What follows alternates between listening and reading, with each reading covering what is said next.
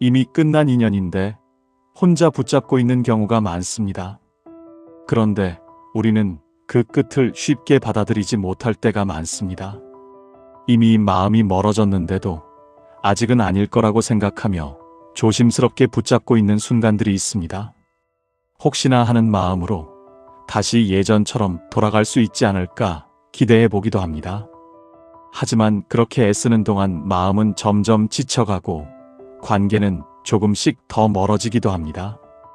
아마 한 번쯤은 이런 경험이 있으셨을 겁니다. 분명 예전과는 달라졌다는 느낌이 들지만 그 사실을 인정하는 것이 쉽지 않습니다. 혹시 내가 예민한 건 아닐까? 조금만 더 노력하면 괜찮아지지 않을까? 스스로를 다독이기도 합니다.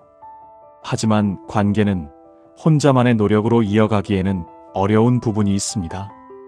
마음이 멀어진 관계는 애쓴다고 해서 다시 예전으로 돌아오기 쉽지 않기 때문입니다. 그래서 더 중요한 것이 있습니다. 바로 신호를 알아차리는 것입니다. 관계가 멀어질 때는 작은 변화들이 하나씩 나타납니다. 다만 우리는 그 신호를 보면서도 쉽게 지나치거나 애써 외면하게 되는 경우가 많습니다. 그래서 오늘은 인연이 끝나가고 있다는 것을 알려주는 몇 가지 신호에 대해 말씀드리려고 합니다. 혹시 이런 모습들이 보인다면 너무 애써 붙잡기보다는 한 번쯤 마음을 돌아보는 시간이 필요할지도 모릅니다. 때로는 놓아주는 것이 서로를 위한 더 나은 선택이 되기도 합니다. 첫 번째는 연락이 줄고 만남이 계속 미뤄질 때입니다. 예전에는 먼저 안부를 묻고 사소한 일도 나누던 사람이 어느 순간부터 조용해집니다. 처음에는 누구나 바쁠 수 있으니까 잠시 여유가 없겠거니 하고 이해하려 합니다. 하지만 그 상황이 한 번이 아니라 반복된다면 그건 단순한 바쁨이라기보다 마음의 방향이 달라졌다는 신호일 가능성이 큽니다.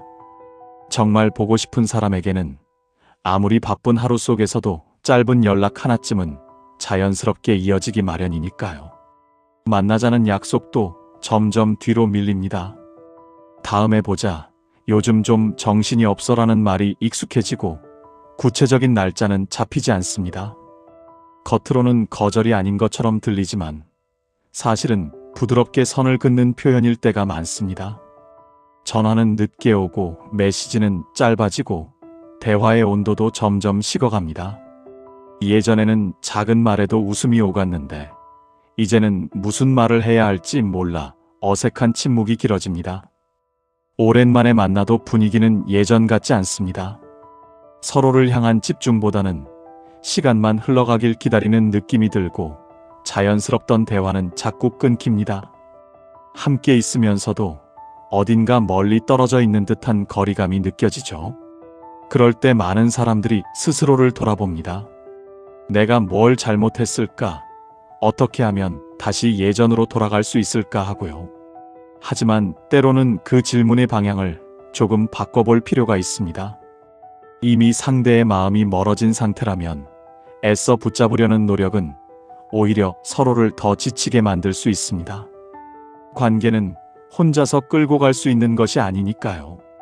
연락이 줄고 만남이 미뤄진다는 건 상대가 조금씩 거리를 두고 있다는 신호일 수 있습니다.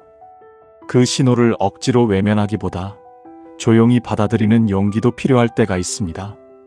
두 번째는 대화가 점점 통하지 않는 느낌이 들 때입니다. 예전에는 말 한마디만 해도 서로의 마음을 알아차리고 길게 설명하지 않아도 자연스럽게 이해되던 순간들이 있었죠. 그런데 어느 시점부터인가 같은 말을 해도 어딘가 어긋나기 시작합니다. 분명히 설명을 하고 있는데도 제대로 전달되지 않는 느낌이 들고 상대의 반응에서는 공감이 잘 느껴지지 않습니다. 이럴 때 많은 사람들은 조금 더 이야기해보면 나아지지 않을까 하고 노력합니다. 대화를 더 이어가고 더 자세히 설명하면 다시 예전처럼 돌아갈 수 있을 거라 기대하죠. 하지만 시간이 지날수록 깨닫게 됩니다. 문제는 말의 양이나 방식이 아니라 이미 멀어진 마음의 거리일 수 있다는 것을요. 상대는 내 이야기를 끝까지 듣지 않거나 듣고도 짧게 그래, 응 하고 넘겨버립니다. 그 반응 속에는 예전처럼 궁금해하거나 이해하려는 마음이 담겨 있지 않습니다. 자연스럽게 대화의 깊이도 얕아지고 서로를 향한 관심 역시 조금씩 사라집니다. 함께 이야기를 나누고 있는데도 혼자 말하고 있는 듯한 기분이 들 때가 많아집니다. 사소한 일에서도 부딪히는 순간이 잦아집니다. 예전 같으면 웃으며 넘겼을 이야기들이 이제는 감정이 상하는 이유가 되고 작은 차이가 점점 크게 느껴집니다. 서로를 이해하기보다 왜 저럴까 하는 생각이 먼저 떠오르기 시작하죠. 그럴수록 대화는 더 조심스러워지고 어느 순간부터는 말을 꺼내는 것 자체가 부담스럽게 느껴지기도 합니다. 또 하나 중요한 건 서로가 바라보는 방향이 달라진다는 점입니다. 삶을 대하는 태도나 원하는 방식이 조금씩 어긋나기 시작하고 그 차이가 점점 좁혀지지 않습니다. 이건 단순히 노력으로 맞출 수 있는 문제가 아니라 이미 각자의 길이 다르게 흘러가고 있다는 신호일 수 있습니다. 그래서 더 애써 맞추려 하기보다 지금의 변화를 차분히 바라보는 것이 필요할지도 모릅니다. 세 번째는 나를 더 이상 소중하게 여기지 않는다는 느낌이 들 때입니다. 관계에서 가장 중요한 건 결국 서로를 향한 존중인데 어느 순간 그 존중이 조금씩 사라지기 시작합니다. 예전에는 당연하게 지켜지던 약속들이 가볍게 여겨지고 말은 하지만 행동으로 이어지지 않는 일이 잦아집니다. 한 번쯤은 이해할 수 있지만 이런 모습이 반복된다면 그건 단순한 실수가 아니라 마음의 우선순위가 달라졌다는 신호일 수 있습니다. 대화를 나눌 때도 변화가 느껴집니다. 내 의견은 자연스럽게 뒤로 밀리고 중요한 결정들이 상의 없이 일방적으로 이루어지기도 합니다. 예전에는 함께 고민하고 맞춰가려 했다면 이제는 결과만 통보받는 느낌이 드는 순간들이 생깁니다. 그 과정에서 내 생각은 별로 중요하지 않은 걸까 하는 서운함이 쌓이기 시작합니다. 말투와 태도에서도 온도의 차이가 드러납니다. 예전에는 따뜻하게 건네던 말들이 어느새 짧고 건조해지고 행동에서도 배려보다는 무심함이 더 많이 느껴집니다. 사람은 정말 아끼는 사람에게 이렇게 대하지 않기 때문에 이런 변화는 더 크게 다가옵니다. 마음이 가까울수록 사소한 말 한마디, 작은 행동 하나에도 자연스럽게 정성이 담기게 되니까요. 내가 힘들다고 이야기했을 때의 반응도 달라집니다.